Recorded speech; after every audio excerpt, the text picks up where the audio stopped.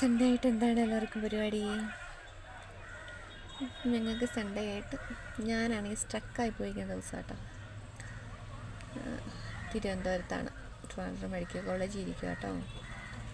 അച്ഛനൊരു CT ഉണ്ടായിരുന്നു, CT അപ്പം. അപ്പോൾ അതിനു വേണ്ടി രാവിലെ വന്നത് വീട്ടിൽ നിന്ന് രാവിലെ വന്നില്ല, വീട്ടിൽ നിന്ന് ഇന്നലെയാണ് വന്നത്. വന്നിട്ട് ചേച്ചി ഇവിടെ ട്രിവാൻഡ്രത്ത് താമസിക്കുന്നത്. അപ്പോൾ ചേച്ചിയുടെ വീട്ടിൽ രാത്രി വന്നിട്ട് രാവിലെ അവിടുന്ന് ഇങ്ങോട്ട് വന്നു. അച്ഛൻ CTക്ക് വേണ്ടി എപ്പോഴേ കയറി, എനിക്കൊന്ന് 1-2 മണിക്കൂർ കഴിഞ്ഞ് കയറിയിട്ട് ഞാനും കുഞ്ഞും മാത്രം. കുഞ്ഞാണെങ്കിൽ ഉറങ്ങുകയും ചെയ്തു.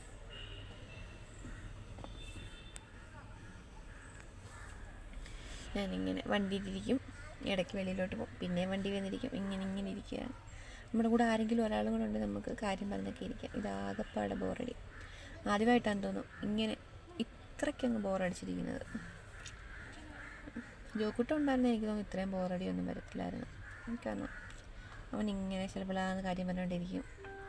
പിന്നെ അവൻ കുരുത്തിക്കെട്ടാണെങ്കിൽ അവൻ ഇട്ടൊരെണ്ണം കൊടുക്കും. അന്നേരം പിന്നെ അതൊക്കെ അങ്ങ് പോകും. ആകപ്പാടെ എന്തോ പോലെ. ചേച്ചന് സ്റ്റോണിൻ്റെ ഇതുണ്ട് കേട്ടോ. അപ്പോൾ അതിന് സർജറി ചെയ്യണം. അപ്പോൾ അതിന് ബ്ലഡ് ടെസ്റ്റൊക്കെ കഴിഞ്ഞ ആഴ്ച അത് കൊടുത്ത്. അപ്പോൾ CTക്ക് ഡേറ്റ് കിട്ടുന്ന, അങ്ങനെ CT എടുക്കാൻ വേണ്ടി വന്നു. അതും കൂടെ കിട്ടി. ഇനിയും വ്യാഴാഴ്ചയാണെന്ന് തോന്നുന്നു ഡോക്ടറിനെ കാണിക്കണ്ടേ. അപ്പോൾ എന്നാലേ ഡേറ്റ് കൊടുക്കത്തുള്ളൂ. അപ്പോൾ നിങ്ങളെല്ലാവരും പ്രാർത്ഥിക്കണം കേട്ടോ. ഇപ്പോൾ എനിക്ക് തോന്നുന്നു 2-3-4 വർഷം കണ്ടായെന്ന് തോന്നുന്നു സ്റ്റോണിൻ്റെ പ്രശ്നം കൊണ്ട്. അന്നൊക്കെ 18 mm ആണ്ടേ ഉള്ളായിരുന്നു. ഇപ്പം 27-28 mm ആയി സ്റ്റോണിൻ്റെ വളർച്ച.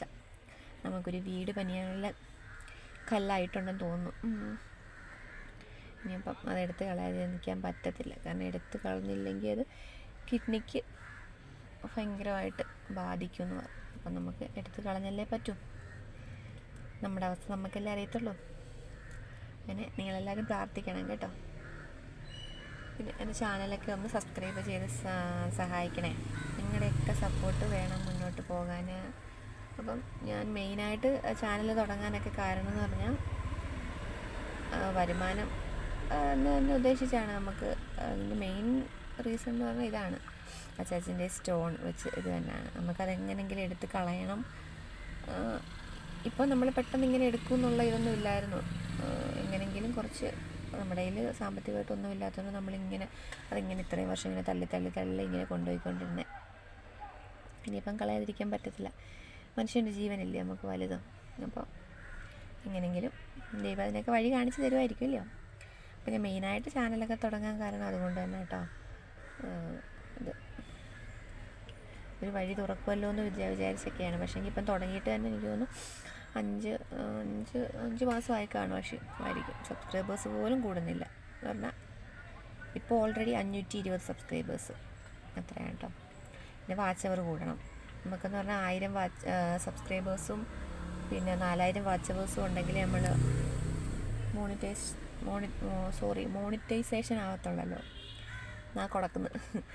അപ്പം നിങ്ങളുടെയൊക്കെ സപ്പോർട്ട് വേണം. പിന്നെ വേറെ എന്താണ് എല്ലാവർക്കും സ്പെഷ്യൽ? ഞാനാണെങ്കിൽ ഇവിടെ അടുത്തൊരു കടയിൽ നിന്ന് രാവിലെ ഒന്നും കഴിക്കാതല്ലേ വന്നു ഒരു ഇടിയപ്പം വാങ്ങിച്ച കഴിച്ചേട്ടാ. പക്ഷേ പാവാച്ചാച്ച ഒന്നും കഴിച്ചിട്ടില്ല. വെള്ളം മാത്രം കുടിച്ചുകൊണ്ട് വേണം CT ചെയ്യാൻ വേണ്ടി. അങ്ങനെ എനിക്കൊന്ന് 2 കുപ്പി വെള്ളം അകത്താക്കിയെന്ന് തോന്നുന്നു. എന്നിട്ട് അവിടെ ഇങ്ങനെ ഇരിക്കുകയാണ്. അതുകൊണ്ട് കഴിഞ്ഞിട്ട് വേണം നമുക്കിനി പോകാൻ. ഇനി പോകുന്ന വഴിക്ക് പിന്നെ ജോക്കുട്ടൻ അവിടെ ആണല്ലോ. അപ്പം ചേച്ചിയുടെ വീട്ടിലും കയറി ഫുഡൊക്കെ കഴിച്ചിട്ട് വേണം വീട്ടിൽ പോകാനും. ആകപ്പാടെ ഇതാ.